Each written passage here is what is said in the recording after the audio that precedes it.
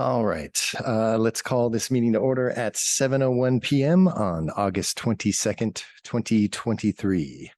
Can we get a roll call? Go. Here. Vice Chair Husagan. Really good. Here. Commissioner Bortz, it has an excused absence. Commissioner Hammond. Here. Commissioner Jones has an excused absence as well. And Commissioner Law. Here. And Commissioner Tom. In the audience, we have Council Liaison Michael Cacciati.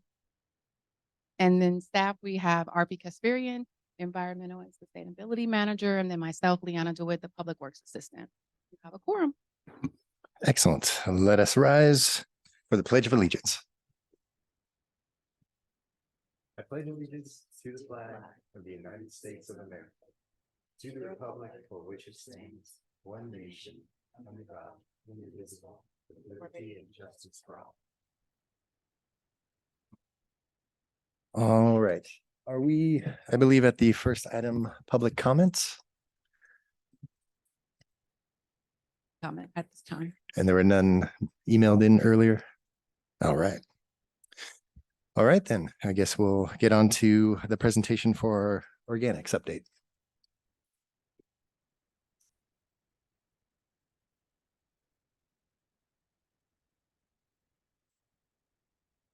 Good evening, commissioners. There's a separate PowerPoint presentation. It's not in the agenda.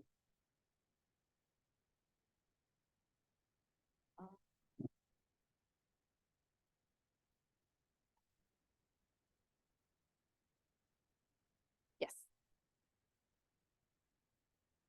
Okay.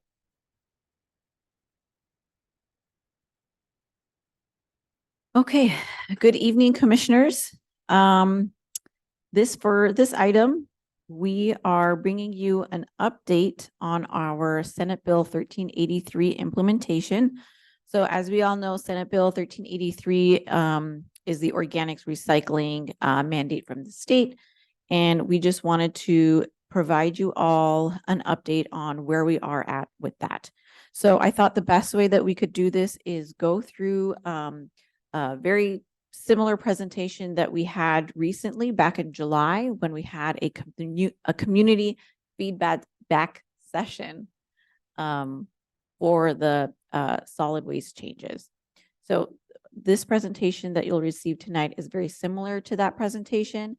You'll see that we have added a few more things since the presentation. We've gotten some feedback and questions. So you'll see this presentation is a little beefed up. And it will also be available online on our organics recycling webpage. So if anybody wanted to take a look, they could do that as well. So we can start. Do we have a?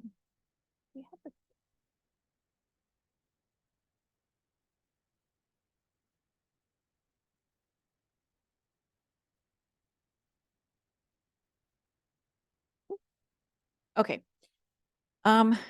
So just a quick overview of the reason of why we had that feedback session, or what we kind of covered during all of that. We wanted to communicate to our community the purpose of that feedback session, give everyone an overview of our current services and our current waste hauler Athens services, talk about Senate Bill 1383, what it entails and how it impacts our community members, talk about currently what our waste hauling services look like, potential changes to the service levels, the next steps that City Council will take after that feedback session. And then we had quite an extensive Q&A session where we had a lot of questions, concerns, and comments coming from those who attended. And I do realize this is the print is quite small. This presentation is meant to be online and without a speaker presenting it. And so I wanted to make sure it had full sentences so anybody could go in and understand what the presentation is about. So we talked to the group, why are we here? We told them about Senate Bill 1383, and that in order to accommodate the requirements of this new law, the current waste hauling agreement with Athens Services needed to be updated. That's what started this whole thing. So Athens has provided City Council a few options on how we can update that contract in order to comply with the new law. One of the proposed options was to change our service level from the current backyard service to the more traditional curbside service. City Council reviewed these options at their May 17 City Council meeting. They provided their input on the options, and they requested Athens to come back with another option, which was to keep the current backyard service with a 10-year fixed contract rather than a rolling contract. We did not go into all of the options within that community feedback session. The purpose wasn't to do that. The purpose really was to get feedback on the two different types of service models to see what the community members preferred, what their concerns and questions were regarding those, so that we could collect that information and bring it back to council. We did have Christian Warner from Athens Services, who's the VP of Contract Compliance, attend that meeting. We also had Sharon Shapiro Fox, Director of Governmental Affairs, attend that meeting. So they were there to also assist in answering questions. They gave a few minutes of their time to talk about Athens Services. So they had their whole background info on their company that they've operated for a long time, the services that they provide, how much they span. So they went into all of that. They also had, this was a nice map to show all of the locations where they have Athens facilities. So you'll see on the map, it includes the materials recovery facilities, the American Organics, you'll see all the way up top at Victorville, and other Athens offices and things like that. They talked about the materials recovery facility. This is where currently our mixed waste goes to this facility to be separated out. The recyclables are sorted out and they are recycled. Anything that's left gets sent to a landfill. You'll see there's a video there if you want to take a look at another time of how the Sun Valley MRF operates. It's a pretty interesting video that shows you all of the steps that they go through to separate the waste and, the robots and lasers and all of that stuff. So it's pretty neat.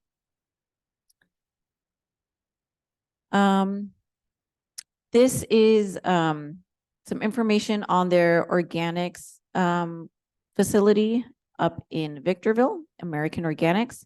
This is where currently any organic waste, which includes food scraps and yard waste, goes in order to be turned into compost. They also talked about their fleet. Their mother trucks are all running on CNG. And what's not mentioned here, but might be of interest to this commission, is the backyard service pickup trucks that we have. Those are operated with gasoline, unleaded gas.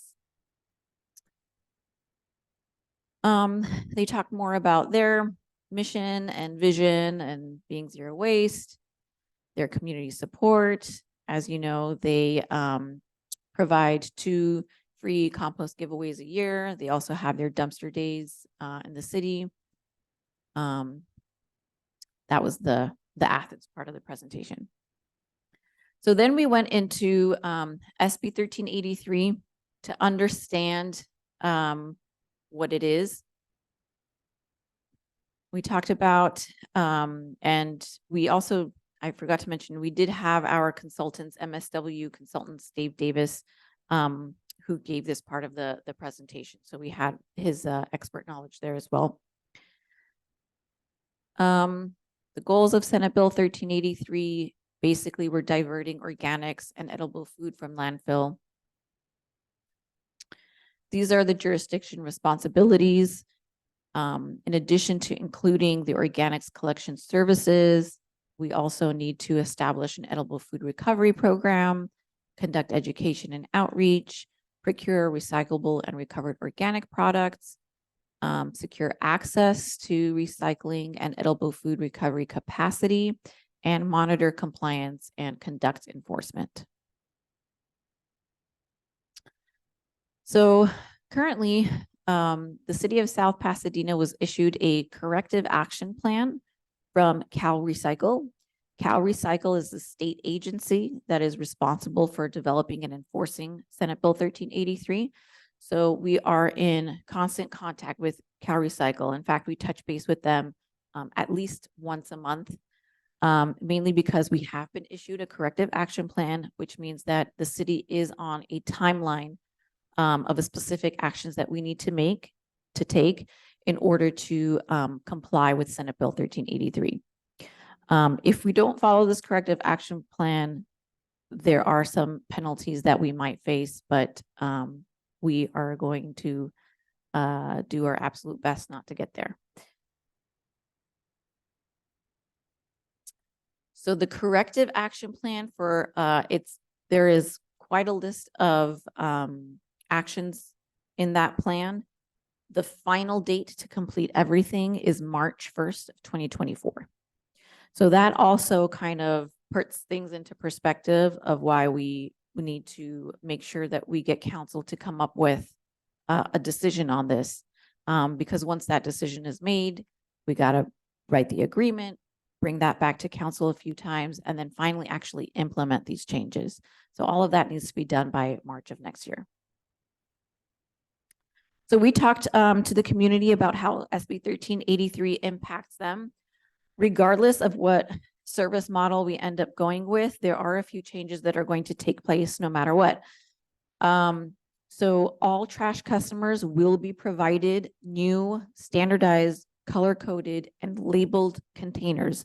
Whether we stick with backyard service or we switch to curbside, the containers are going to change. With the current regulations, customer-provided containers are non-compliant. Also, all trash customers will be required to separate their organic waste. No matter how the stream is going to look, if we stick to our 2-stream that we have now, or we have the 3-stream of curbside, regardless, we will have to be separating out our food scraps. Both multifamily and commercial accounts will receive organics containers as well, and they will be assessed on their needs, and the level and number and size of those containers will be determined based on that waste assessment and their needs. Commercial accounts will have the opportunity to apply for a waiver if they do not produce enough organic waste. So let's say you have an office building and you really don't produce a lot of food scraps and you don't have yard waste, that a commercial account will be able to apply for a waiver. Also, containers will be periodically inspected by Athens Services to ensure proper separation and disposal. So it's likely going to be on a quarterly basis where you'll have some Athens waste representatives will come by to your home, no matter whether you have backyard or curbside. They will open your lid, take a look inside your trash, and make a note to see if they identify any contamination. So that was something important to let everyone know. You will have people snooping in your trash. It is okay. We are required to do that. So the two things that might change is we might have these new rates and we might have a new service level, and this is all dependent on City Council's decision. So we went into what our current waste hauling services look like. Currently, we have backyard service. One of the biggest areas of concern that we had during the meeting and the feedback that we received from the attendees was we had backyard service taken very literally, and we had a lot of folks who were had expressed that they don't have an actual backyard, and so they put stuff in their front yard. We just want to clarify that when we talk about backyard service, that's kind of just Athens terminology for that's their name for that service. We're really talking about these small pickup trucks that come by and get out of their truck. They go to your trash can, wherever it is on your property, and they bring it out to their vehicle and return it back to you. This is as opposed to a curbside service where no one's getting out of your truck. You're doing most of the work of bringing that can to them. Currently, we have two waste streams. We have the organics, which includes the yard waste and food scraps, and we've got what I like to call everything else. So that's your trash and your recyclables go in there. Drivers pick up both containers and they place it in their backyard pickup trucks. You'll see in the pictures there are two separate compartments in their trucks. One is for each waste stream. Currently, we have a one pass.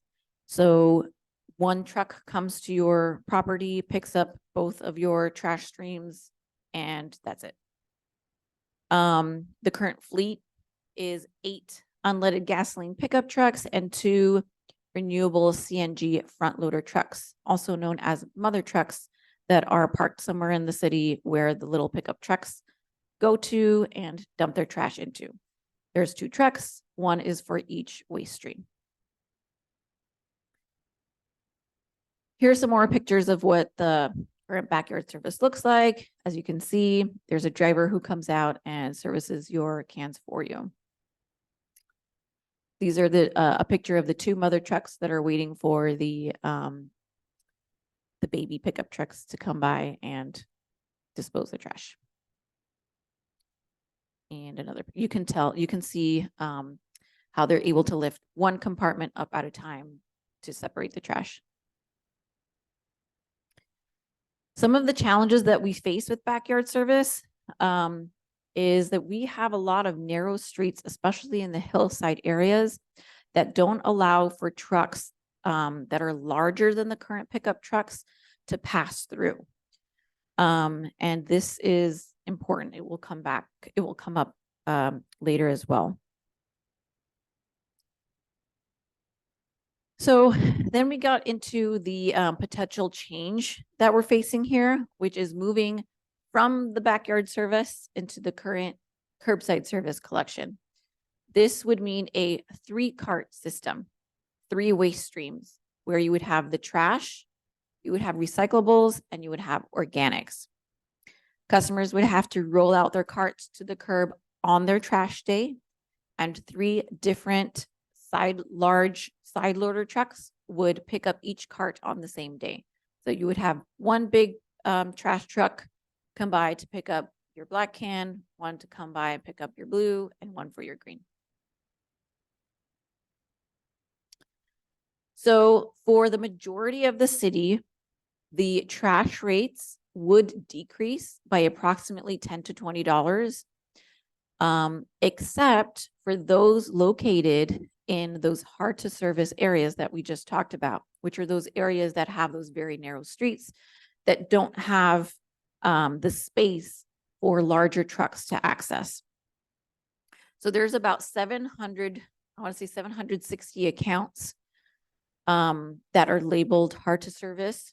And these accounts, even if the city goes to a curbside program, would have to remain a backyard service program. They physically cannot move to curbside. Because they would have to stay with the backyard service, their rates are going to look different, and their rates would actually increase significantly. So the curbside fleet, if we were to move to the curbside model, where really we would have two different models happening at the same time, the fleet would look like the following: 2 unleaded gasoline pickup trucks for the hard to service area, 1 renewable CNG front loader truck for the hard to service area, and 3 renewable CNG side loader trucks for the rest of the city. This is a map of the hard to service areas. We then went into kind of the pros and cons of the curbside service, and I know that it was mentioned that we did not have a slide here for the pros and cons of backyard service. We've gone ahead and added that. I've realized while putting these together, the pros and cons are, it's difficult to say depending on who's the customer. So, but generally, here are the pros and cons that we were able to gather for switching to a curbside service program. For the pros, we have a lower cost for most of the residents. The curbside vehicles do use renewable compressed natural gas. And you would have less contamination in the waste streams because you have folks separating into 3 waste streams rather than 2. Some of the cons with curbside service, we have, on the other hand, an increased cost for over 700 accounts in the city. You would have an increased number of truck trips to each home. You go from 1 to 3. Folks do need to remember to roll out their carts on a specific day. They do need to begin to not only separate out their food scraps, they also need to then learn to separate out their recyclables as well. We also would possibly need to move cars to accommodate the carts on the street on trash day. So we do have that issue of the parking on the streets. So looking at the pros and cons of backyard service, and of course, we can always add to these lists. So if anyone has anything they'd like to add, we're open to your suggestions. Some of the pros of the backyard service is there are less changes to get accustomed to. We also need to, we have the changes of the containers. We have the change of having to separate food scraps. If you're sticking to the backyard service, you have a few less changes than if you're to do curbside. You have smaller vehicles and less trips to each customer, just 1 small truck coming over rather than the 3 mother trucks or side loader trucks. And the mixed waste stream is taken to a MRF to be sorted out for recyclables. With the curbside service, you don't have that. With the curbside service, your whatever you put in the black trash goes straight to a landfill. It does not get further processed. The only thing that goes to the MRF is the recyclables that you have already sorted out. That would go to a MRF to then get processed even further to make sure that you sort it out correctly. And anything from there that is not recyclable also gets sent to landfill.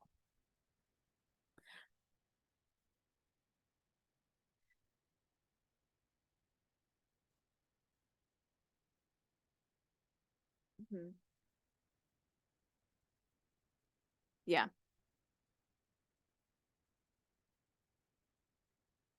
Exactly. Exactly. So what it is you're now having to teach another behavioral change, another set of rules of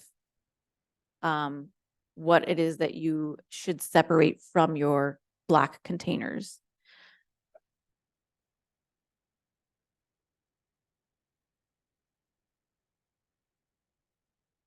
Right.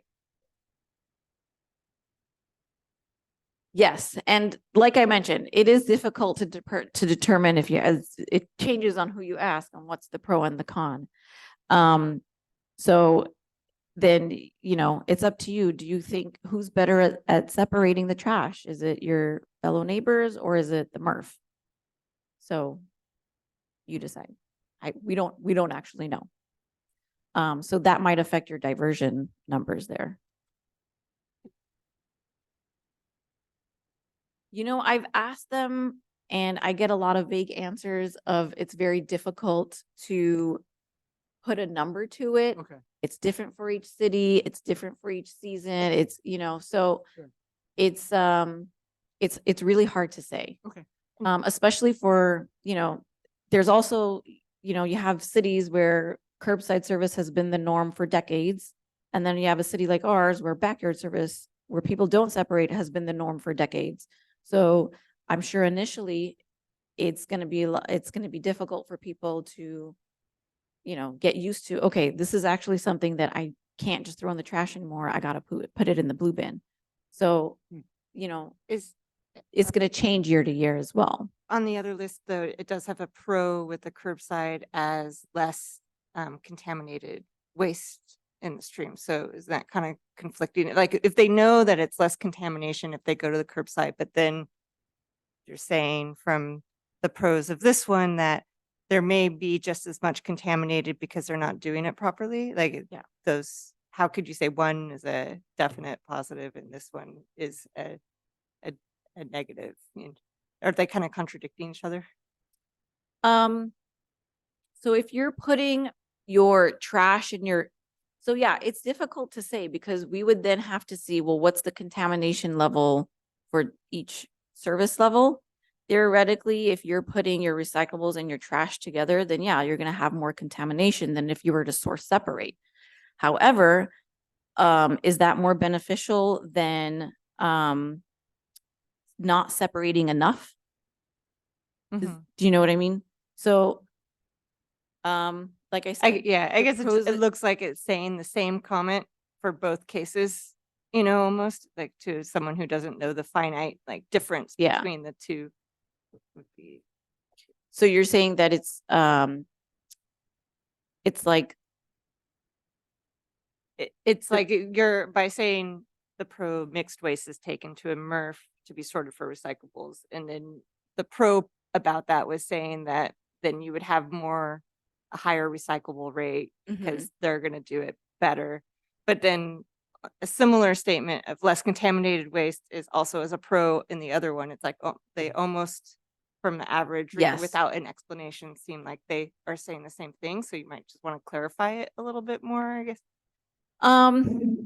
yeah, I can see if Athens can give us a little bit more supporting facts on those two things.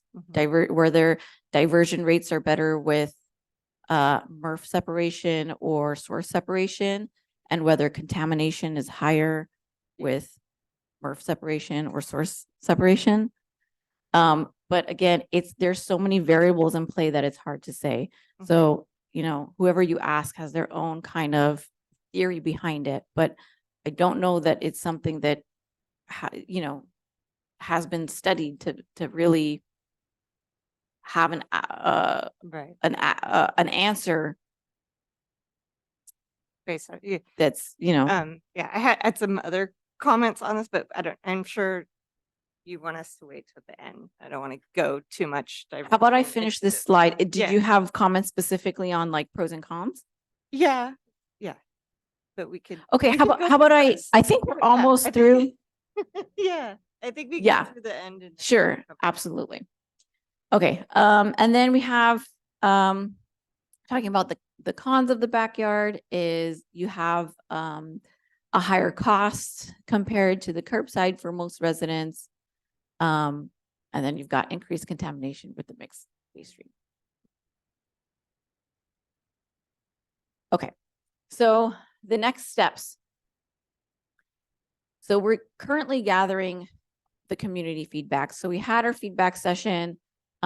This information will be posted on our website. Anybody who attended that meeting, anybody who has signed up for the environmental newsletter or the listserv, or even the general listserv city newsletter will receive an update when this information is available and how to contribute any more comments and questions. Once we have Athens's updated proposal with the items that council had asked for, we will take that updated proposal and the community feedback and present it at a city council meeting. We hope that that would be enough information for city council to make a decision and pick an option. Once city council makes that decision, city staff will then update the Athens agreement to incorporate that decision. We would bring that agreement back to city council for comments. Likely it will need 2 hearings, the agreement, before it is approved. Once the agreement is approved, new containers will be ordered and the deployment of that will begin. And the city and Athens will start to conduct outreach on all of the changes going on with the waste services. And here's when we started asking for community feedback. So that's the website up there, southpasadenaca.gov/organics recycling. And then additional questions and comments can be emailed to environmentalprograms@southpasadenaca.gov. And that is, we also did want to mention during the community meeting that we had a survey last year that we conducted. We had over 400 responses. And with that survey, the community was pretty split on which service model they wanted to go with. And so we thought that was important to kind of explain why it is that we're continuing to go out into the community to get more feedback from everyone.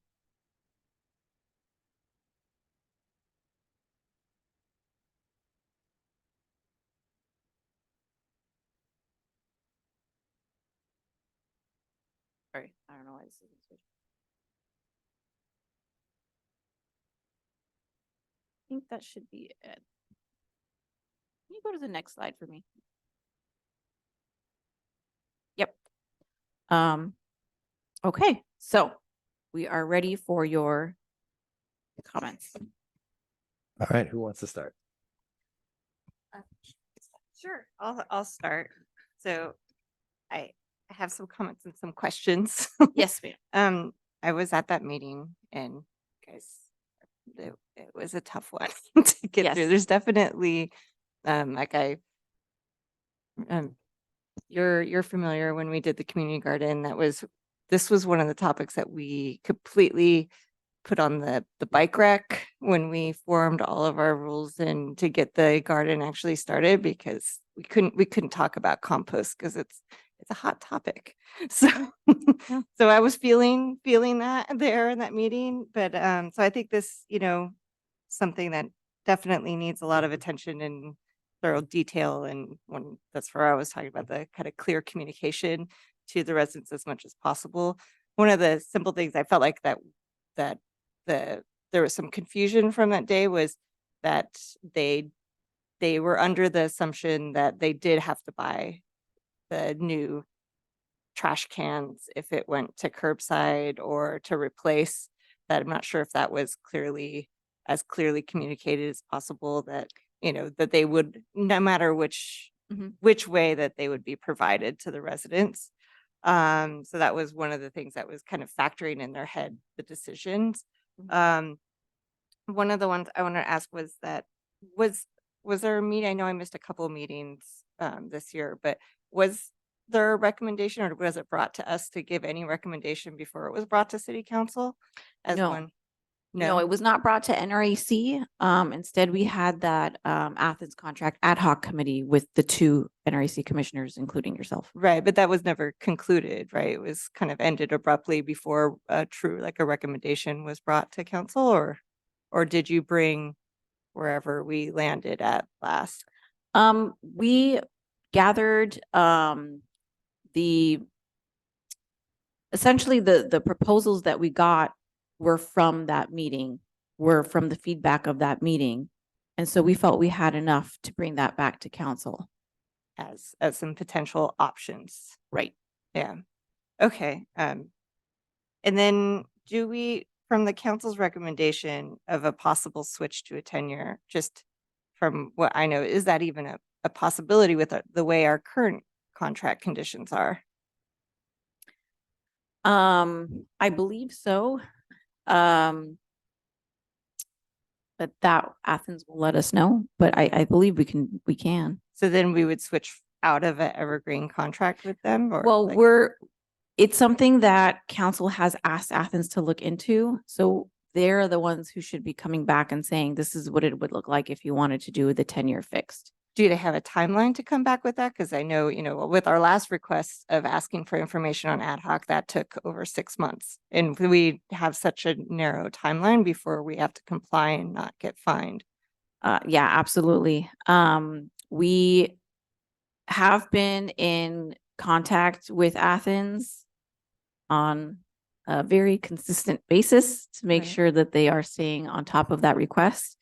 Any changes that they have to contracts or any proposal that they give to a city needs to go through several stages of approval. So we are in constant contact with them to make sure that they are keeping up with those approvals and not forgetting us. And Right. so we have yet to hear back of a timeline for them. And they're not like mandated to comply by a certain timeline for that anyway. No, But we have to make a decision by a certain time. yes, So technically, I mean, I know I'm painting them as such a bad guy, but Yeah. it's just, from experience rather than just what's been said, but they could technically stall out until we're forced to make that decision, right? It wouldn't be prudent for us to just sit and wait for them to come back with an option that is the 10-year. Like we do need to be thinking or working close to one of these alternative decisions. well, the next step is to take it to city council. So at this point, all we can do is to bring back city council's request. Mhm. So that's what we're waiting on. Okay. So and I know that they are aware of that. So I know it may look bad on their end. They're taking a very long time. I can Mhm. assure you they are actively working on it. Like I said, we're constantly communicating with them to see where they're at with their approval process. So they're not just sitting on it. Okay. It's a very complex process for them to go through. And then the 5% more, or what is it? Sorry, no, the 10% more if we stay as is. Was that new information? And because I know they didn't have any figures for us before, but then they were going to come back. Is that something that they've come back with? Because I know when we were first talking, it was closer to 30% more if we stayed with backyard Percent of service. what? Of the rate? Of an increase in rate. The rate increase? Mhm. If we stuck with everything that we have right now, it's a 14% increase. And then, but in your document, it says a 10% increase, Which document? the one that was just presented. Do you mean that if we, It said if we did stay with the backyard service as Uh-huh. is to comply, that it would be, or was it was either a 10% increase in there? no, I don't believe that's in there. Okay. The only numbers we have in there is that if we were to switch to curbside, residents would save $10 to $20 on their bill.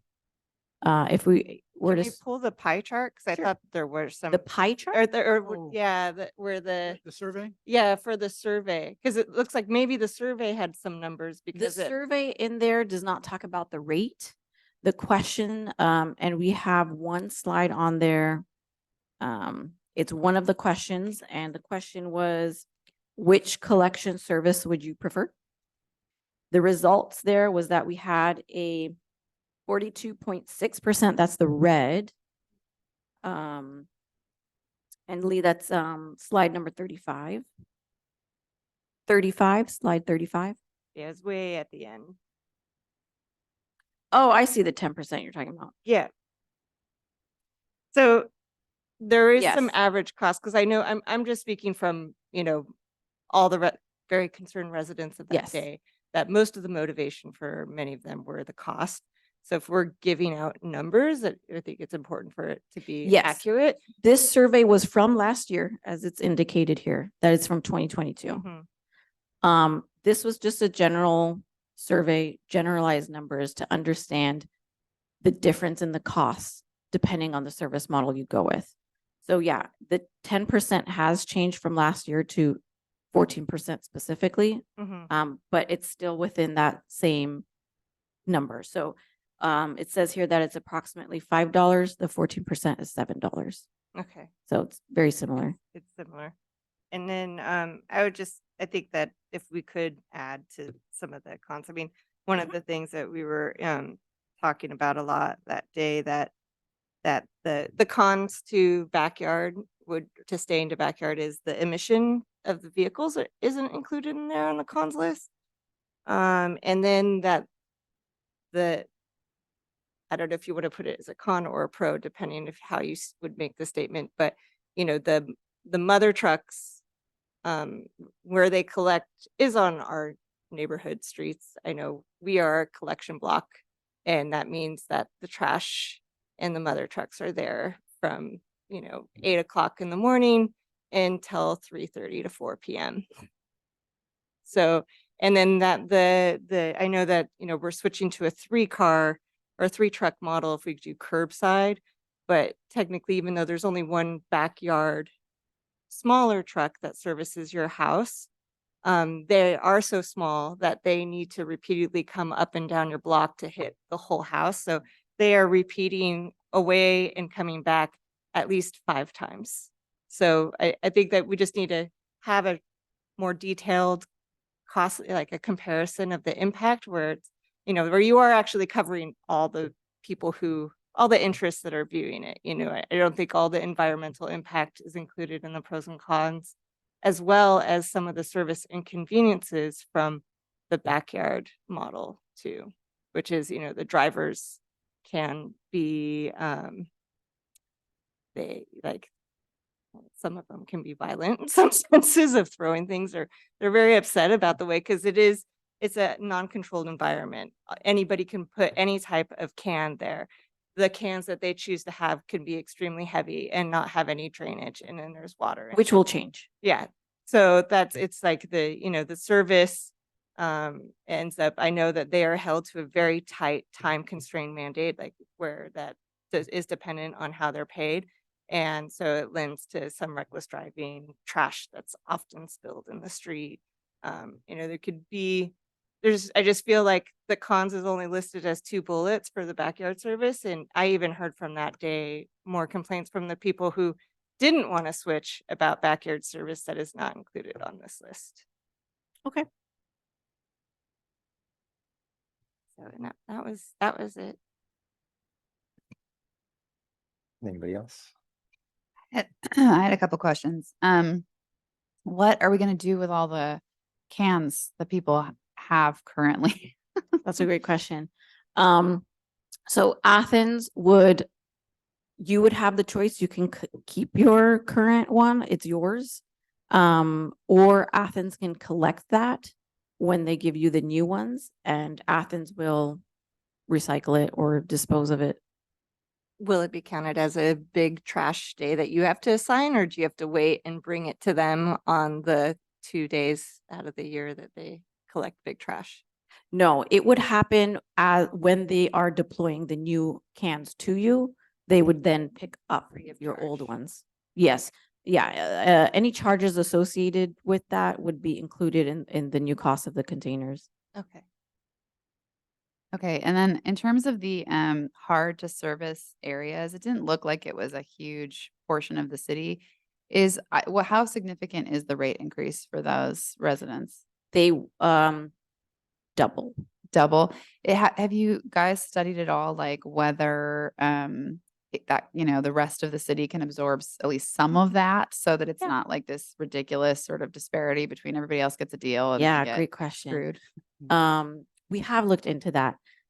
So that is something that Athens is okay with. However, when our city attorney took a look at it, it is not something that would work, because you legally cannot have someone else pay for a service for someone else's service, if that makes sense. Mm. So that increased cost that you have with the backyard service is because of the area that you live.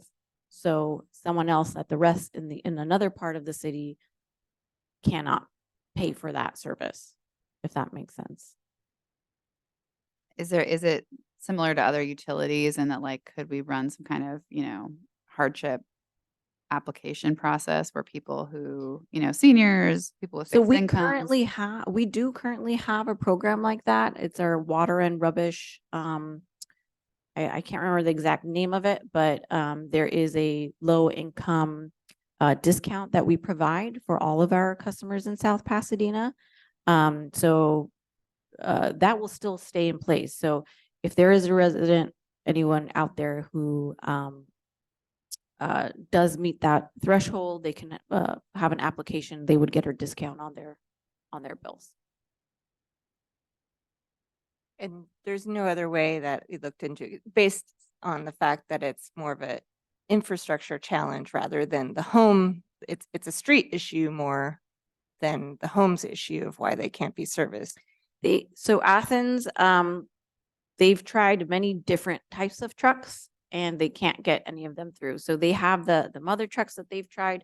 They also have a smaller version of those trucks. The name of it slips my, a burrow truck, I believe is what they call it. They've tested those out in our streets. It just doesn't work. The only thing they can do is the pickup trucks. But I guess my point is that since it is this, it's not necessarily the homeowner's fault, it's the street's fault. Does that, So should we find the streets? or is there a way that then it becomes the city's responsibility to be able to offset that cost for the residents? I don't Switch think service. so. I don't think that that's No. something that they can do. I mean, you're choosing to buy a home in the hills on narrow streets. That's not the city's fault. It's more something that should just be disclaimed to the next potential homeowner. Sure.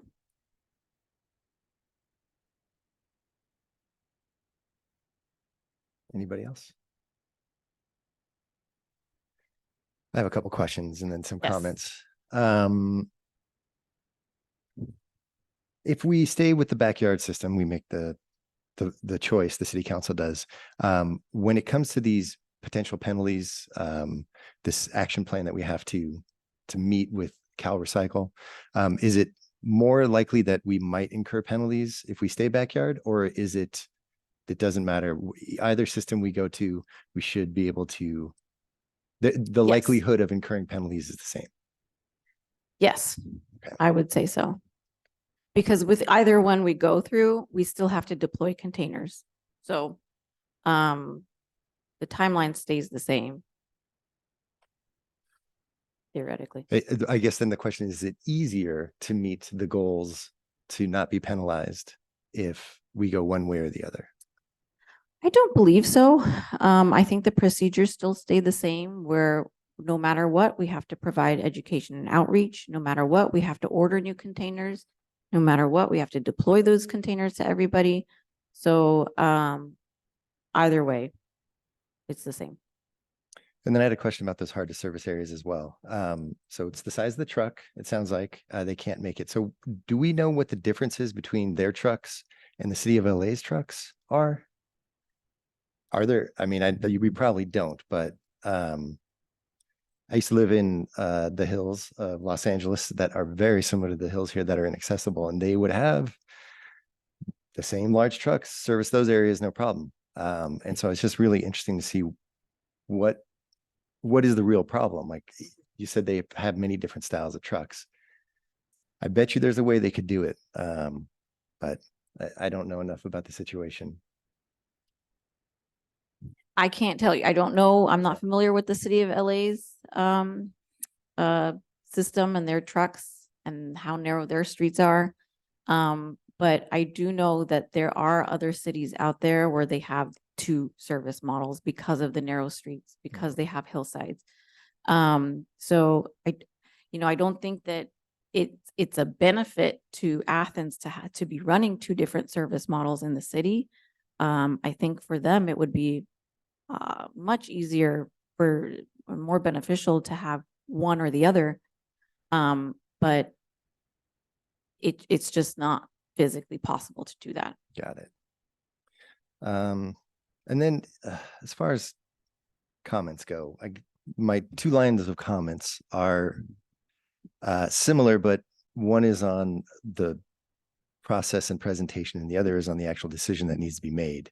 And it seems we frame everything around convenience instead of doing the right thing on the actual goals that we're trying to achieve with our general plan, our downtown specific plan, our climate action plan, our green, all these plans that the city council votes on, that we try to make our city better.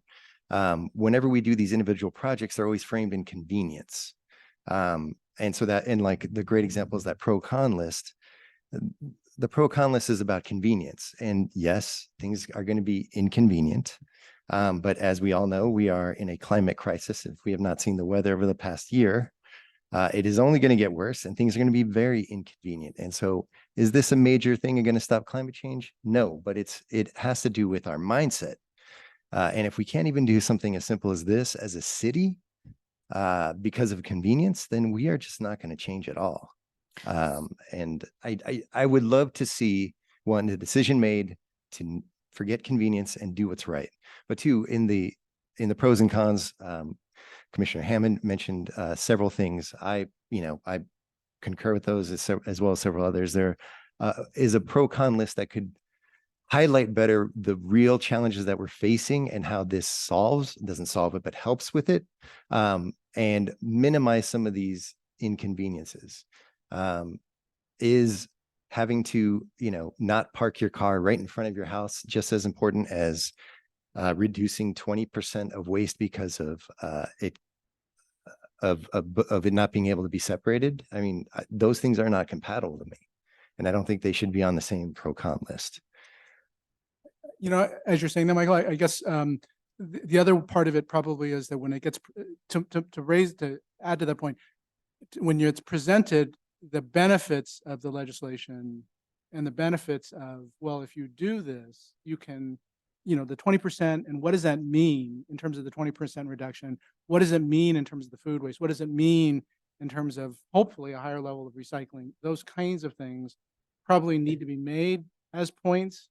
I think in the end, unfortunately, in the climate we're in, you're still going to get people to focus on convenience, but it just seems like pitching it as, or explaining it in terms of, here are the benefits of this. This is why the state legislature did this.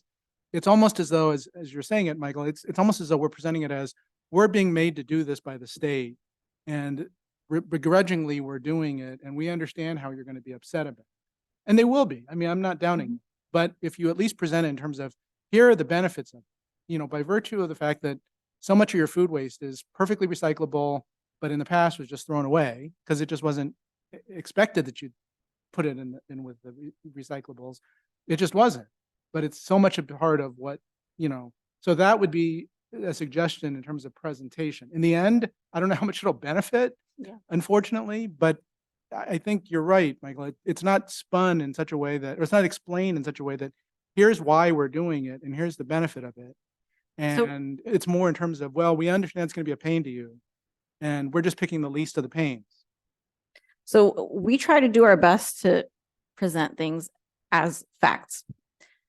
We have had several presentations on SB 1383. Explaining the benefits of SB 1383 and why that's going on and the organics and all of that stuff was not the purpose of this meeting. That all of that has been done. No matter what we do, we're still getting those benefits of organics recycling, right? And it seems like, and please correct me if I'm wrong, that you are more favorable of the curbside service because you believe that it is more environmentally friendly. That is correct. Do we know for a fact that it is more environmentally friendly? I mean, based on the numbers that Athens gave me when I went on their tour, they begrudgingly stated that 20% of our city waste, our recyclables, aren't able to be recycled due to contamination. So every single week, 20% of our recyclables can't be recycled. Whereas they will tell you, and they will tout it, and they will talk all day long about the MRF and how they have like 99.9% of the recyclables don't get wasted once they're pre-sorted. Mhm. And that is awesome. And I think I can't speak to, you know, the worst behaved person throwing away perfectly recyclable good, but the average person is going to try to do their best. And we should be gearing this towards the average person and not the worst behaved person. And I think that we would see a lot better environmental benefits by going the three cart system. And to take in consideration the emissions from the service vehicles as well.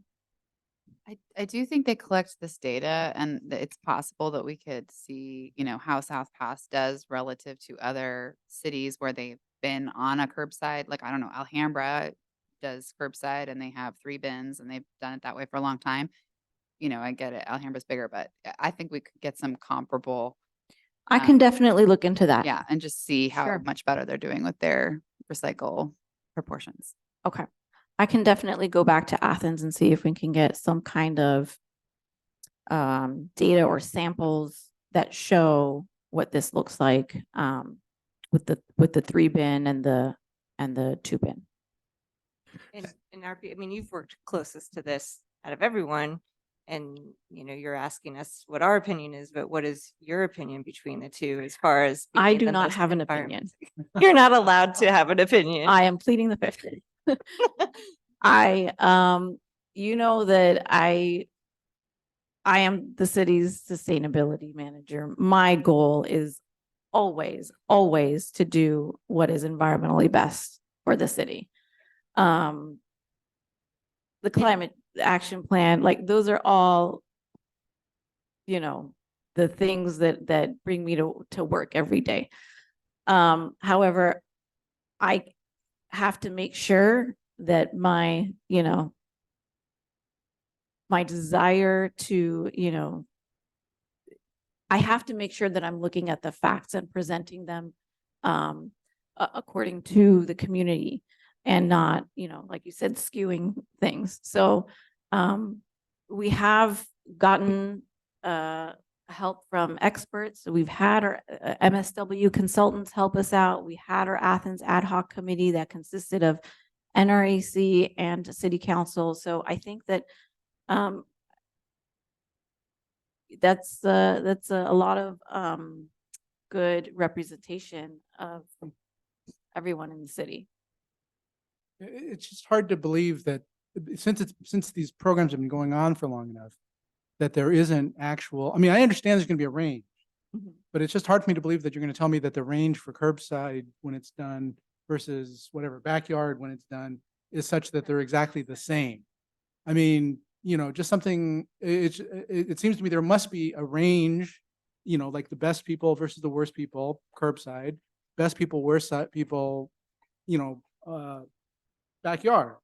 And so there should be some, information about that. I'm not saying that you haven't looked Yeah. at it. It's just hard for me to believe that it's not out there. It's- I mean, because- there's a lot of different factors that are Exactly. involved Sure, within there are each, so you know, many but you variables still to expect look there to at. be a But- range. And those are some of the factors that need to be considered even in our decision too. And one Yeah. of those that does keep coming up is the amount of emissions with traveling with all of that refuse. And one of our things, that we have tried also to consider or have Athens consider is to have more of a local organics processing facility. That itself would make probably a bigger impact than either of the, the decision between one or two model, Right. but that isn't really on the table. Or, I mean, it just seems like Athens is very difficult. And that's where I brought up the 10-year as like, are we wasting time with Right. that? Are they, I mean, if they wouldn't do a local processing facility or be willing to partner with the outside agency or modify our contract to be able to even let something like a nonprofit compete with collecting your organics so it doesn't go offsite all the way to Victorville. I just don't see how they're going to be going. Yeah, we're going to give one of our only evergreen contracts up for a 10-year fix. Yeah. Well, the evergreen contract certainly is, they have a lot of incentive to keep it. Yeah. Yeah. And unfortunately, it is what it is. Yeah. Well, they get to Unless give we us, find a way to- that's where it gives them the power to give us these two stinky options. Right. Sorry, bad puns. I love it. Any other questions or comments? I think we have if we're done here, I think we have a public comment. Yes. Okay, MG, you're up. You can have your comments. Hello, you can hear me okay? Yes, we can. Very good. I just had 3 comments. Just to make sure, I know during this comment section, the commissioners were making sure we could hear through the microphone, but earlier, there were some comments with RP there and we could not hear. So just a reminder to make sure that the microphone is on. The other thing, I thought it was a lot of great discussion there, Chair Siegel, with regards to the environment and looking beyond just the convenience aspect of it. And so I guess the question I have is, is CO2 emissions part of the decision, or was that ever, is that considered, with the CO2 with, the small trucks running and the mother trucks, or if it's all just side loaders or things like that? And the other thing that I just want to point out that I see being a challenge for the future is improved guidelines on what is recyclable and what is not. Because there are so many products out there now of, with bioplastics or bioplastic coated paper products and things like that. People don't really know what to do. I've worked very hard to try to find where to put those types of things, because they take very specific conditions to break down properly, and Athens doesn't know either. So anyway, I just wanted to bring that up, that I know a lot of residents are very confused and frustrated on really what best to do the right thing for the environment and the area that we live in. That's all I have for now. Thank you. Thank you. Any other comments? Yes, thank you. I think that brings up a good point, which I'm sure you guys are working on with Athens, is if we go to the 3 cart, what is recyclable and what isn't? I'm sure they have. Yes. Yeah. All right. Thank you. Any other comments from the commissioners? All right. Thank you, RP, very much. All right. Moving on to our tree ordinance review.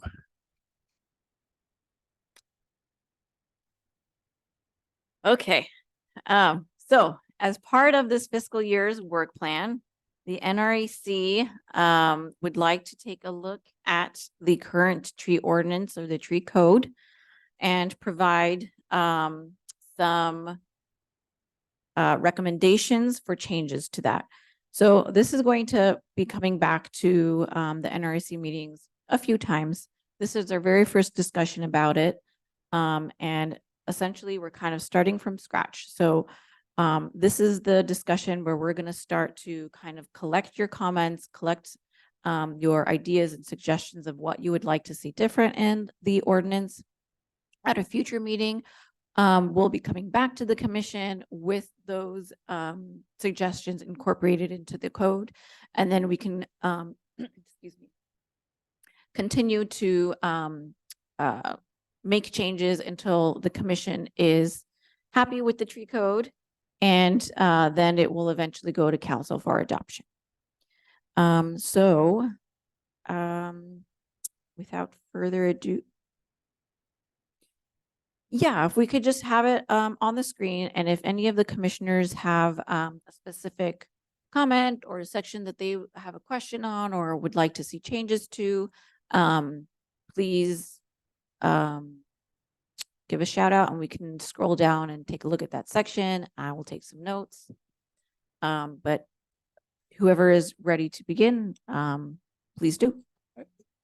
I appreciate you bringing this up, and I definitely think this is going to be worthy of considerable discussion. I guess as a general matter, I'm interested not just in looking at what the city's current ordinance is, but also looking at what other cities are doing. And I haven't gone through and done any research yet, but it just strikes me that learning from what other cities are doing, that are either seen as by, American Planning Association or others as here's a city that's done a good job of protecting their trees, would make a lot of sense as a starting point. Because I think the issue that I've seen with what our ordinance is it is what it is, but it sort of becomes for us, at least those of us who don't do planning on a regular basis, it becomes well, I don't know what what the range of the possible is. And so it's helpful to then be able to say, well, City X was able to implement this in such a way that it was effective in increasing the number of trees in the city and such. So I think that would be sort of a big picture sense of let's look at what other cities are doing.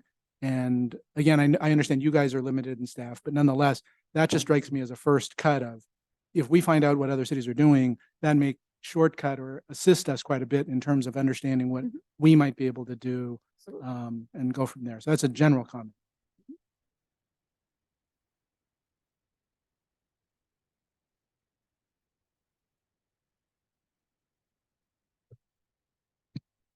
So should we scroll through it then, or do we have any general comments before we start? Make a general comment. Okay. So I actually missed a couple of important meetings, I think, with a recent tree removal hearing up in the hills. And so I think this came up on our agenda or our work plan because partly in response to this one that came back several times. Is that right?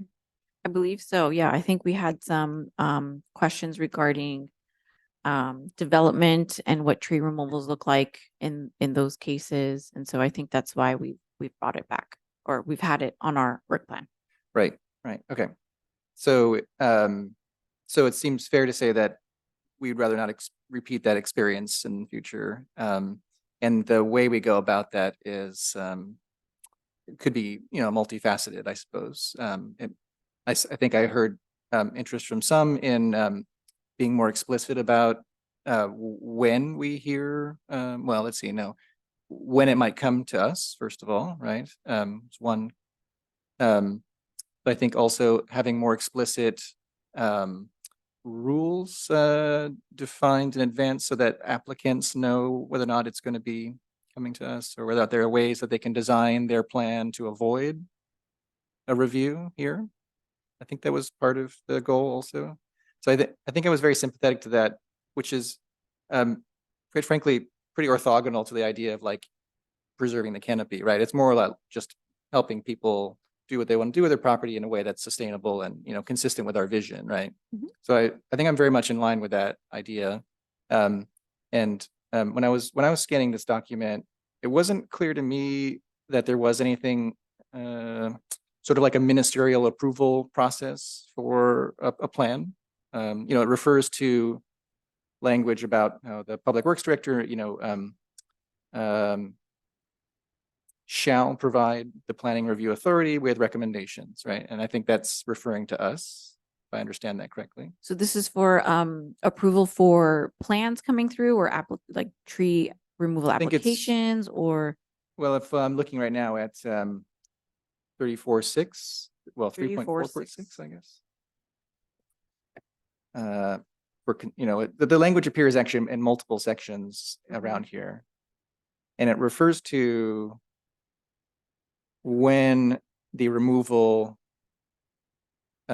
question comes to this group, to this commission, but it uses language which I think it generally just says shall, and so it shall come. Well, let's see here. It's sort of, I think my reading of it is that basically it's always coming to this commission. Is that the city's understanding also, that for I don't believe so. For tree removal, standard tree trimmings and tree removal applications, not all of them come to the NRAC. Okay. Mhm. Okay, so that wasn't clear to me. So I guess it would be, I'd be interested in learning more about how that decision's made and whether or not we can, through making rules more explicit and also maybe more inclusive, we can actually have that decision-making process, circumvent this commission in the cases where it can be circumvented safely. And that would help everyone, have a better day, I think. That's kind of my take on this. Is I'm hoping we can find ways to make it clear up front and also make it more in the hands of the Public Works Director.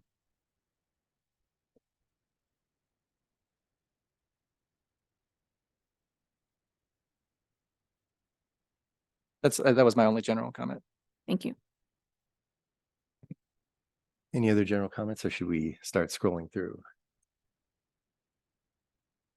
Or will that help? I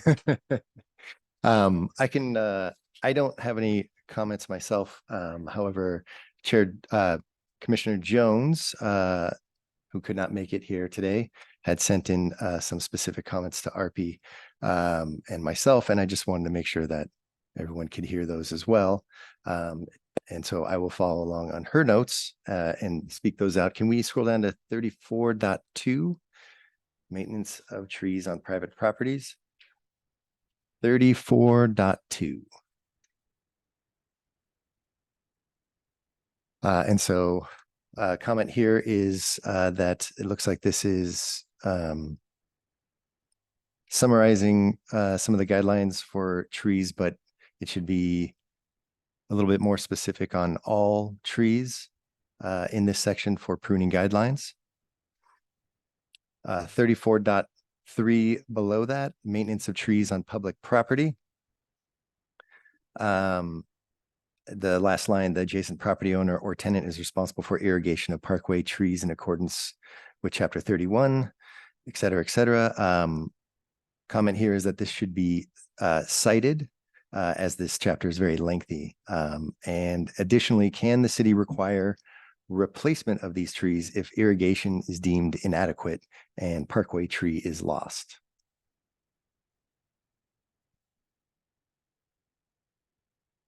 Scrolling down to 34.6, procedure for consideration of tree trimming removal applications. Comment here is the city should consult with a professional certified arborist to develop some guidelines around the best timeline for pruning and establish a moratorium on pruning during the hottest months so that we can provide shade when it's needed most. Of that same section, A3, when tree trimming permits associated with development are referred to the commission shall provide the planning review authority with recommendations and conditions of approval associated with proposed tree trimming application.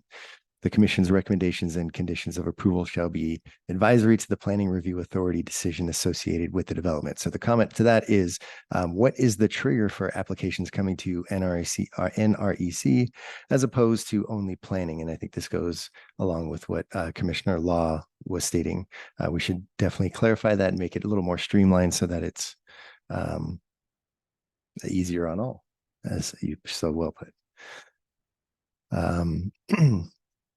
Scrolling down to 34.8, appeals of tree trimming permit decisions, section B, appealing tree removal permit applications not associated with development.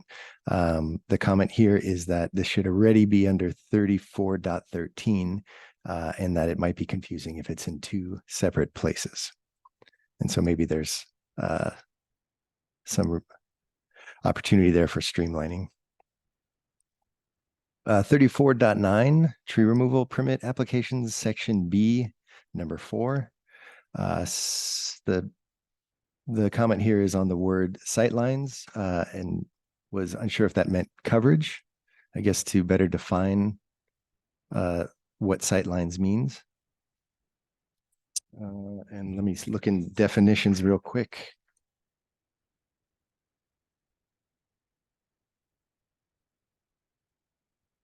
Yeah, it's not listed in definitions either. So maybe to better define what that means. 34.10, procedure for consideration of tree trimming. The comment here is that this is already under 34.6.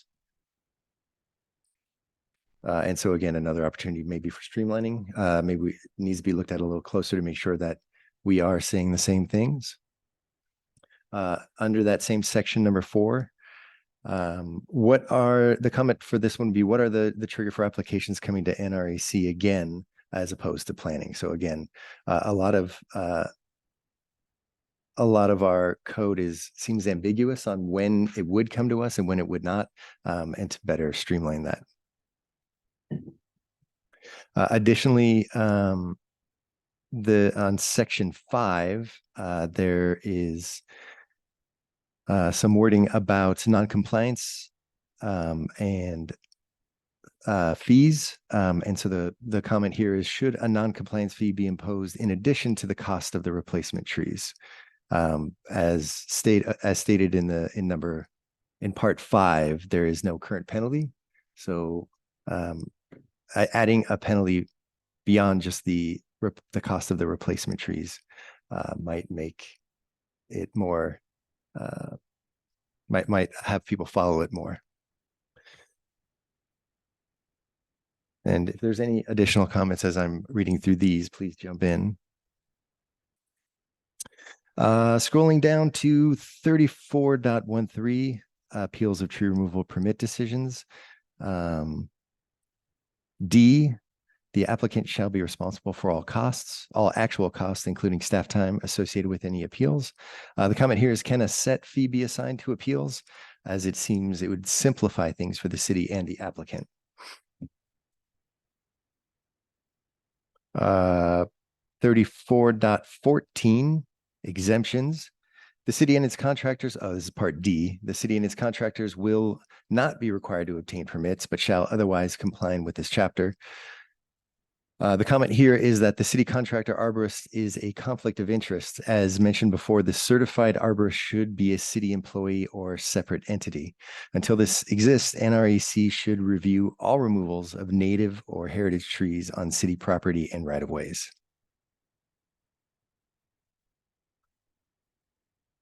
And that is all the comments listed from Commissioner Jones.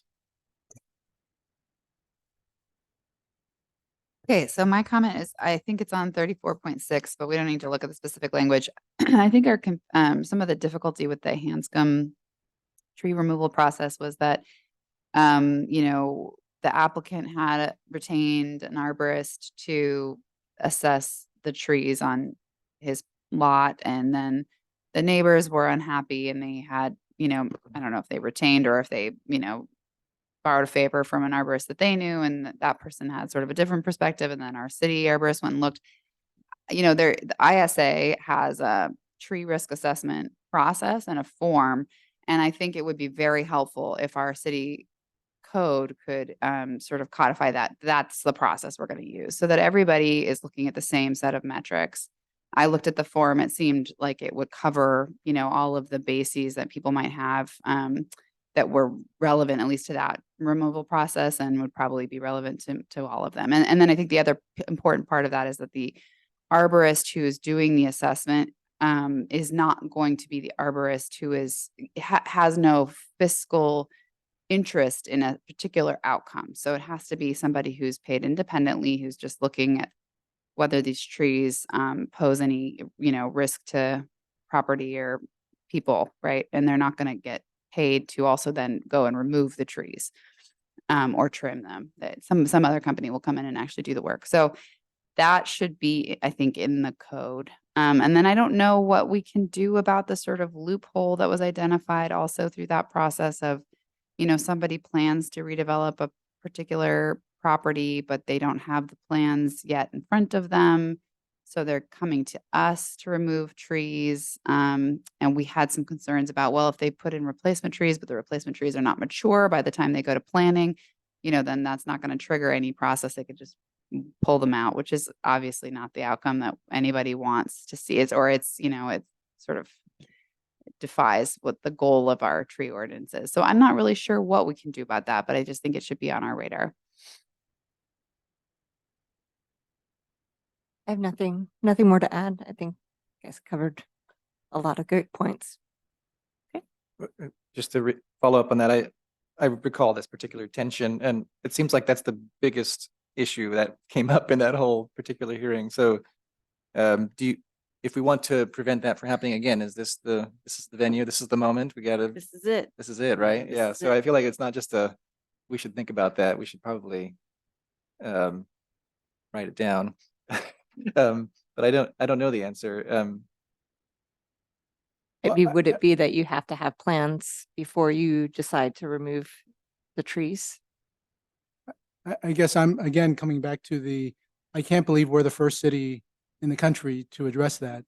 And if we aren't, then other cities have probably looked at it and at least have ideas of how to fix it. I'm not saying that any solution is perfect. I was just doing some looking online, and there's at least a Chicago Region Tree Initiative, Chicago RTI.org, that has sort of 3 levels. It's like bronze, silver, and gold ordinance as models for tree ordinances. Again, I'm not advocating that it's the right way to go. I'm just saying that there are people out there who have looked at this, who have done some of this, and hopefully, like the gold is where you have control over, or where the planning entity has control over private property. The bronze is sort of the basic, no, you don't. At least just again from my quick scan of it. And so it becomes a matter of saying, well, what have other people done and what's worked and what hasn't worked? And I'd rather do that than us try, no offense to anybody on this commission, to come up with solutions when Start from all we scratch. have is the experience we have. I mean, we have identified a problem, but it strikes me that other people have had more experience than us, and I'd want to take advantage of that. No, I think that's a good point. I actually want to clarify something. So this topic is discussion of the current tree ordinance review, and then we are giving potential avenues to investigate on how to make it better. But because you made a comment earlier that this is it, to Commissioner Laws, I want to clarify, No, I mean, this is not the final. no. Okay, Like I mentioned, yeah, this will be coming back to the commission a few times. It's going to take a few times understood, okay. before the commission is happy with how the new code looks, before it goes to council for approval. What I mean by this is your chance Mhm. to look at the tree ordinance and really think about the changes that you want to see. It's not easy doing a code ordinance update change. It's not, a quick policy thing that Right. we can do. So this is the commission's opportunity to really take a look at what has worked, what doesn't work with the tree ordinance, and what you would like to see. This is your chance to do it. Thank you. So then if along those lines of things to explore, and again, thinking back to the one meeting we had and the one tree meeting we had, it seemed that there was a few different city processes that triggered the homeowner taking action that he wouldn't have taken action on prior to going into development and planning. In that case, it was city code officers had issued him some code violations. And so that sprung him into action. And so I don't know, I'm assuming that there's something we could do that helps us define or, supersedes one level over another, so that if a process is started prematurely, as in this case, where it sounded like he was going to follow the rules once he started developing, but he was pushed into something before he had a chance to get everything in place. How would we deal with that kind of situation, just so that various city departments understand the decision maker or the actual avenue it should take, and that is clearly defined for the homeowner, so that, like in this case, he was freaking out, understandably, and he was worried. And so if we could help define that as well, just again, to make it easier between the various city departments and then the homeowners. Yeah, absolutely. We certainly will be working with the community development department with the updates to the tree code. They're going to be involved with it. So yeah, we'll make sure we're on the same page. And I guess I will just reiterate what Commissioner Law said.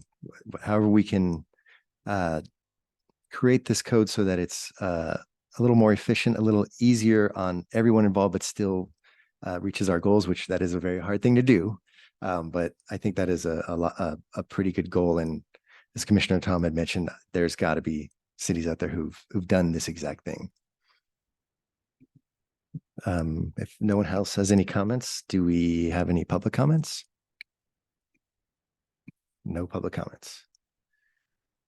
Okay, I have noted your feedback and comments this evening. I do have a copy of Commissioner Jones's comments as well.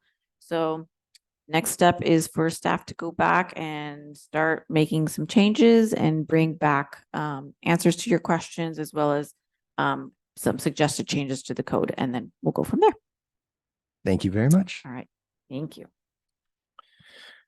All right, next on our agenda is approval of the minutes from July 25th. If you have not had a chance to review it, please review, and then I will take a motion.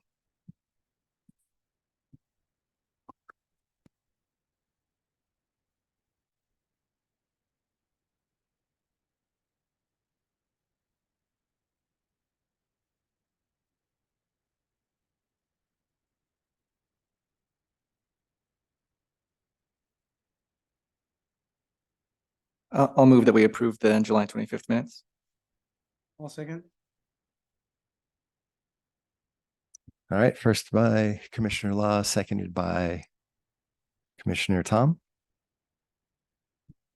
Just helping you out, sorry. Okay, we'll have roll call.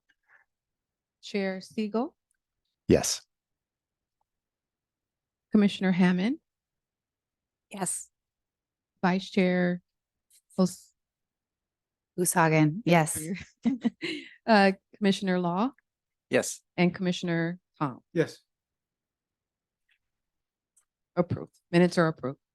Excellent. Thank you very much.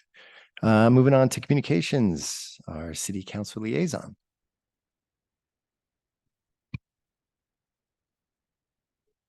There's just a couple tonight. Friday, July 28th, 8 o'clock at the youth center or youth building at the Garfield Park. Dan May and myself conducted a presentation to the new landscape maintenance company here at Parkwood. So Dan and myself, I think Katrina from Public Works joined us, Ryan joined us. We did a presentation about the harmful impacts of gas-powered lawn equipment on people's lives and health of the people that like themselves and the people that use the park, and explained how to use the equipment. So it was about 2 to 3 hours. And it was interesting that young and old, for the first time, were listening to this. They brought not only their 5 or 6 people, irrigation supervisor, et cetera, managers from South Pass, but from a couple other cities. So it's very important that this is really spreading. They had a lot of great questions. I, as AQMD, put my AQMD presentation showing them the human body, what happens when all of us inhale this, and it goes in your circulatory system, into your brain, into the lungs, into everything else. So I think it was meaningful to them. And actually, a couple of times I caught them out there using, when I first started, gas-powered equipment, but Ted and staff were on top of them. They just got the contract, and so they were purchasing the equipment. Last night I went to the soccer coaches and referees meeting in Altadena for the area for the upper division. And just really talking to some of the coaches one of the coaches happened to be the chief landscape maintenance manager for the city of Glendale, Coco. And I recognized Coco all dressed up. And I said, "How's it going, Coco? How's everything with Glendale? I know you came to watch us. You're moving a number of your parks. I was at your city council meeting 4 months ago. You've now passed an ordinance." He goes, "We're going to transition the entire city. We're going to take advantage of AQMD's incentive program and save $195,000, purchasing all of our equipment, all of our parks. We use Parkwood on several." He goes, I said, I'm keeping my eye on Parkwood because the first week that you keep an eye on them, they tried the same on us. So it's exciting because of what South Pass did, and the largest city probably now in the United States will become a green zone. So exciting stuff going on. This discussion about Athens got me thinking. I know my colleague, former in the Attorney General's office, Commissioner, I don't know if you saw the recent settlement with the Attorney General in Southern California Gas just a couple weeks ago, and it's tentative. I think it's set for hearing maybe October. But apparently they had been advertising, I think in 2019, how much of their gas was renewable, safe, and natural. And so when the attorney investigated these claims, they were very misleading because I think ultimately when everything was investigated, 5% of their gas was renewable. Overwhelming majority comes from Texas, some of the states where it's all fossil fuel. This bothered me because I remember many times I was speaking to Edison or gas company reps, and we've had a case one time in Milan down by Oak where a tree had died, just planted, so I think just before you came in, you guys. And, that area smelled like natural gas and pipes went under there. I remember even at a council meeting, got into an argument with, I forget Tony's last name, the tall guy from gas company. He said, I don't know how this died. It might, there just happens to be a gas pipe under there, and, gas pipes leaked, the methane. Oh, none of our gas pipes leak, blah, blah, blah. So we got a little exchange. I look back and I say, all these misleading statements, it just really gets me. So they're going to settle that, but I'm curious now with Athens. And as you talked about, I didn't want to interrupt the conversation, but just know one of the reasons it's taking a long time, they're negotiating multiple contracts right now. If you read the Star News, they're in Whittier fighting Republic for trying to get the contract for the entire city. And just talked to our former city manager, Nazusa. Fortunately, it was in the last several months, they just renewed their contract.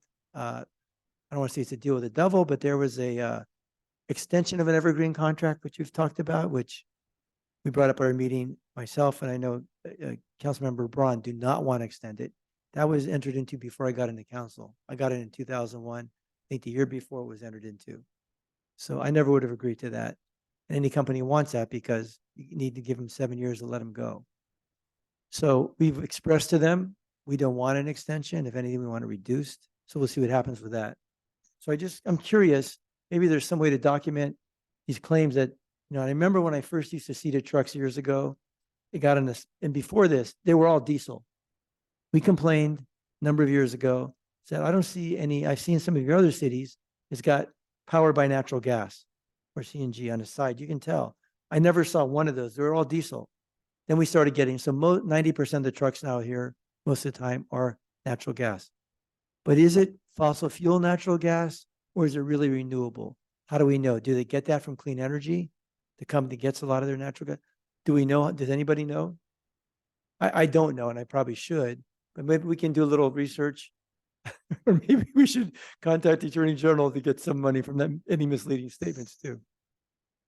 And just finally, I'll just mention on the 3 parallel programs we have going on that you approved, thank God, in the public safety with the police vehicles, electrification of City Hall, and the CPA project over here with the solar and battery storage. Talked to Sarge Abdullah today, just got back from New Orleans, represented to dozens of law enforcement officers from around the nation, and just inundated with talks. And after he gave the talk out on the floor for 4 hours, just questions. So it's exciting everywhere I go. I talk to the cities, I do my presentation. Many cities are excited about it. And hopefully they're still negotiating a contract with a Tesla station at one of these shopping centers in our city. So I'm available for any questions, Mr. Chair. Actually, I was wondering if you, last meeting, you had mentioned about the fireworks show and about Yes. the possibility of switching to drones. Wonder if there's any update there. Yes, good news. Well, some good news and middle news. At the Public Safety Committee, I'd encourage one of our neighbors. We were talking, Mr. Cervantes is over by Mill Road, and his son, Johnny. And both of his kids have asthma, and it's the worst day for them with all the fireworks. So he brought it up at public safety as a public safety issue to bring it before them. And I brought it up again at a council meeting. And this time I said, I want to direct it to you, your commission, for a recommendation and real consideration, and give us some great recommendations, and for public safety. And another council member said, well, we want to make sure you put in it a cost factor. I said, fine, put the cost factor in there. That should be weighed in too. So I can see we're gonna get some pushback, but that's all right. You guys have a great discussion, I hope. Hope that gets down to you. That was at the last council meeting. And you can give us a great recommendation. So thanks. I have no idea the cost. I know Redondo Beach, one of the beach cities, just did it at the last minute. And if you go online, I think there was a beautiful display in the country of Jordan. They did one recently too. Thank you. Thank you, Mr. Chair. I just want to say thank you. It's nice to hear that that the city council is not considering extending the contract as a possible option. Evergreen, you mean the evergreen provision? The evergreen provision, because as in that last community meeting, it seemed the way it was presented as this could be so great and your rates will be the same. Nothing will be changed if you choose to extend the contract. So I'm glad that the city council kind of thought through that a little bit. That was, I mean, conversations from, or comments from two of the council members. I'm not sure what the other, I got a sense, but there wasn't a full discussion on it, but I know two strong comments from myself. I believe it was Councilmember Braun. Mhm. There's no way, but a lot of cities, they get put in the same box, and to tell you, I mean, a couple of years ago reading, you mean, it was West Covina. They had like a 15-year evergreen, it went to like 20, 25 years. They got promised more of this, more of that, more, vacuuming your streets, your sidewalks, everything. So thank you. I heard your comments tonight. I listened, and I'm gonna, I don't want to extend it. Thank you. Thank you. Moving on to Commissioner Communications. We'll start on our left. I have nothing. I've just got back in town, so I have no observations. I know I've seen some of the slow streets. Can't tell if it's been toppled from cars as the pedestrian ones are often toppled multiple times a week. But I've heard that it has been noticed on the radar and will be already in process of being fixed. So no other comments.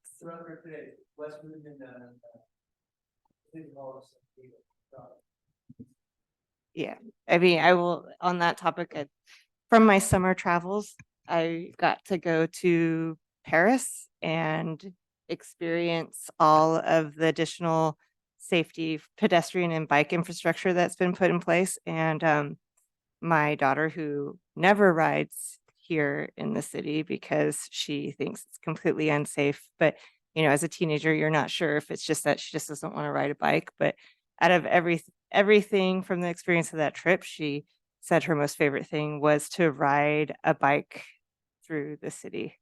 So it was a great experience, but crushing at the same right, because I feel like we could achieve a lot of simple improvements here still, and I would love to continue to work on that more this year next. I have no comments tonight. Well, in a similar vein, I actually appeared before council last week just to speak on my own behalf in support of the Slow Street pilot program. And as it turned out, it was the first day of school, which was kind of a nice coincidence because we got to ride down one of the demo streets with our kids on our way to Arroyo Vista Elementary. And, seeing them ride is always a joy. And so I was happy to have a chance to present that to council.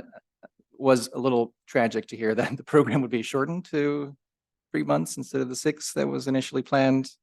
But I was struck today by our Chair Siegel's comment about, convenience versus doing the right thing. And I feel like this very much fits in that same vein. We've had plans in place for a long time.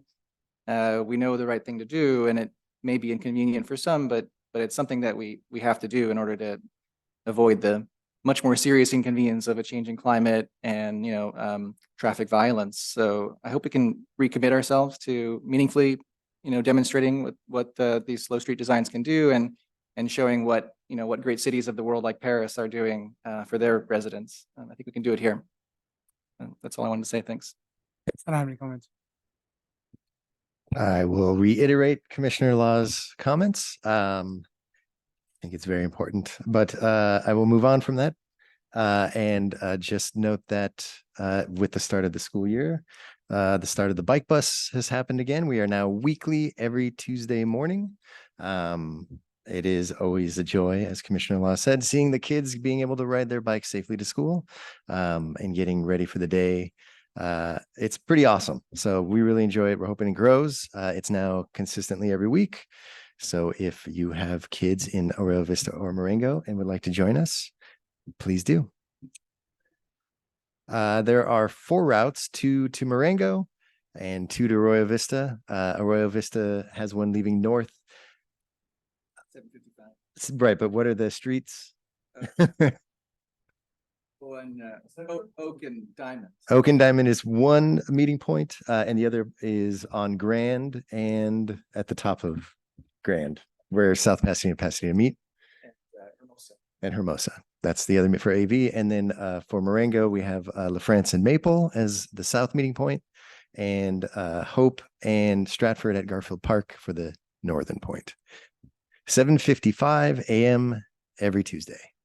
And so since the school year just started, we are slowly rolling along, but at Marengo, my school is back to school night tomorrow. And so there will be some promotion of it there, and hopefully we'll be getting a lot more kids coming out. All right, on to staff communications.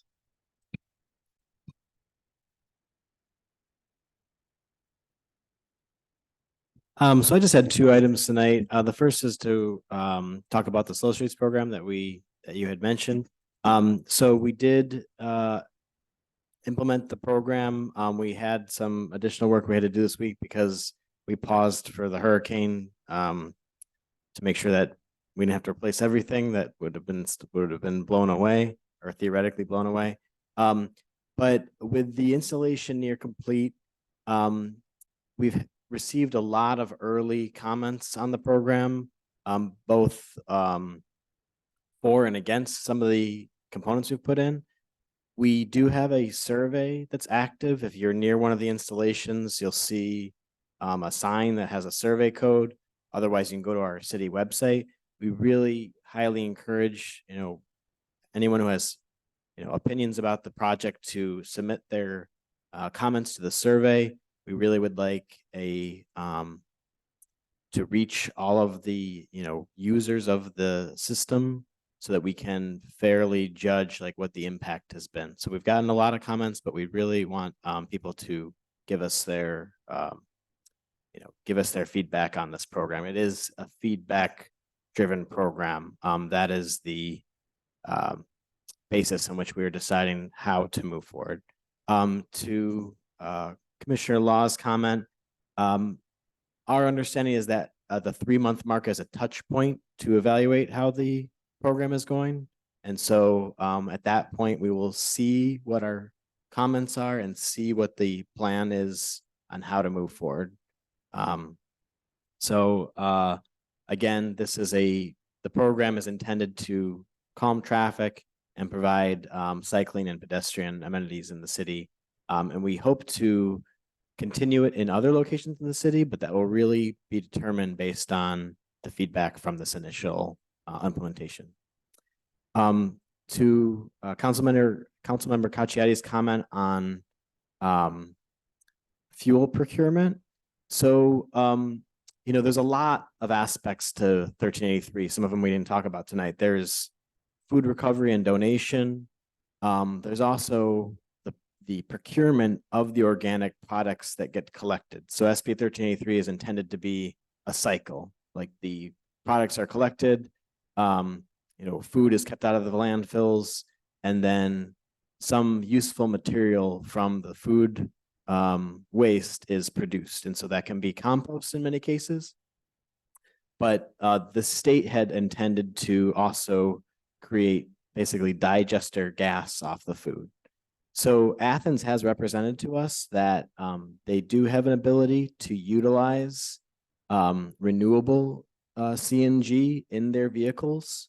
What we have to verify and what SB 1383 requires in order to get credit towards that is that renewable CNG is from the food waste that's collected through the 1383 program. So it's not enough that it's just renewable CNG. It has to be renewable CNG from a digester gas source. And so that's what we are working on. It is required. So in addition to all of the other 1383 requirements that the city is pursuing, you will see our team trying to address procurement policy as well for those types of products. And that's one of the options, if possible. It's a complicated process because it requires working with the Southern California Gas Company to go through like a third-party broker to get that type of gas put into the system in the aggregate, so that almost like how energy, you don't necessarily know exactly where the energy coming into your home is from. In South Pasadena's case, through the Clean Power Alliance, we do know those sources, but a kilowatt might be coming from solar or might be coming from wind. You don't know exactly where it's coming from, but as long as it's into the system, you know that you're buying that type of energy. So it's that kind of thing where the actual gas could be coming from a fossil fuel source, but you're paying for renewable gas to be added into the system. And so it's kind of in the aggregate, it's being utilized, if that makes sense. So yeah, all things that are very important and that our team is working on. So thank you for that.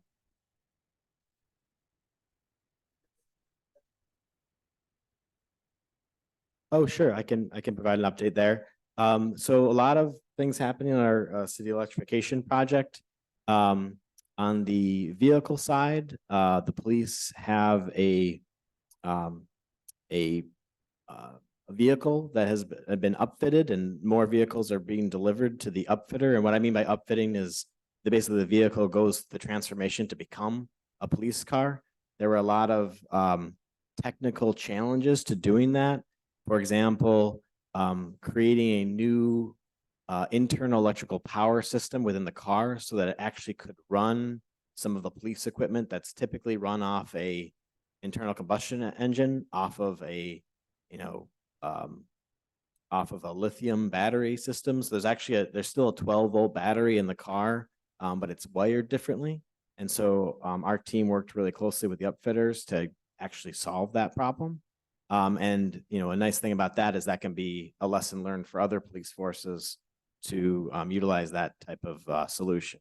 So that has gone very well. We did receive and approve the design for the level 2 installation in the city lot. So now we're working on the easement process and the conveyance of our existing transformer to be basically transferred over to Edison so they can upgrade it. So there's a lot of sort of legal ownership and easement work that has to be done. So we'll have that at our next city council meeting so we can continue that process. We also have Edison working on developing what the design requirements are for the level 3 charger that we plan to put into the police lot. So we've made quite a bit of progress and the project continues. So thank you very much.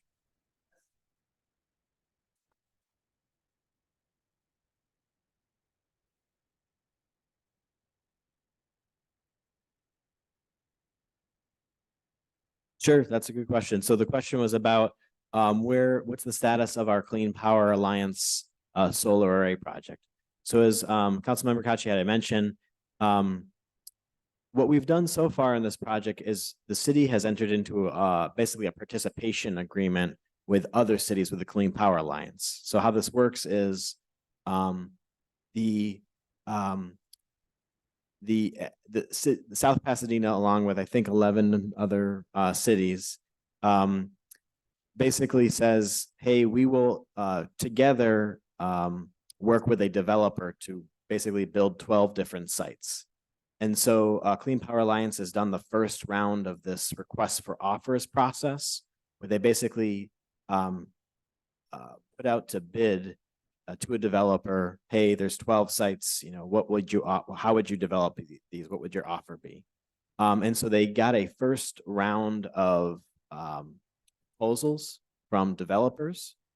And so after that first round, the city got back with Clean Power Alliance and refined the requirements of that proposal, meaning we went circuit by circuit in these buildings to determine what our loading would be, what gets backed up under an emergency. So for example, this building wouldn't necessarily be backed up because we wouldn't have a use for this particular chambers during an emergency, but certainly our offices across the way here and our fire station, police station, our emergency operations center, our computer systems, those are the types of critical things that we need during an emergency. And so we would back up those things. So in other words, we wouldn't run the air conditioner in this building. We might run the air conditioner that cools our IT server room, if that makes sense. So we went through all of that process, refined what that looked like so that the Clean Power Alliance could issue round 2 of their solicitation process. And so they're hoping that they'll have a developer selected by the end of this calendar year. And what would happen next is that developer would enter into a lease agreement with the city, about a 20-year lease. So the developer would lease the site across the street here where the solar carports are installed. And the city would have the advantage of having a microgrid and pay our current CPA rates. And then in the event of an emergency, we would have a solar power right here in our backyard. So in other words, we're getting powered by the Clean Power Alliance as it is. There's some solar or wind infrastructure somewhere else in the state that's providing us power, but that power is routed through Edison's system, distribution system. So in an event of emergency, if that gets cut off, we aren't powered. So with it in our backyard, literally, we would still pay the same rates, but the power generation source the city uses would be right next door. And so even in a distribution outage, we would still have access to our power. And then we would have a 4-hour battery backup system. So that project is moving right along as well. I was reading the contract. In the event there's like, it's statewide, there's an alert, public power outage or something like that. Do they have a right to also take some of that power? We can put it back into the grid? Or no, I thought there was something 20% would be left to us and some had to, for an emergency, would have to go back to the grid. Can you talk about that? Yeah, so on a day-to-day basis in a non-emergency situation, the Clean Power Alliance basically can arbitrage our power. So they can access this and use it how they see fit, and we just pay our regular power rates. Do an emergency, the battery is sized in such a way that we have 4 hours of critical power. And so we define what that critical power load is. And they still reserve part of that battery. So we still have, so there's a larger battery, but we have a part of it that we can access.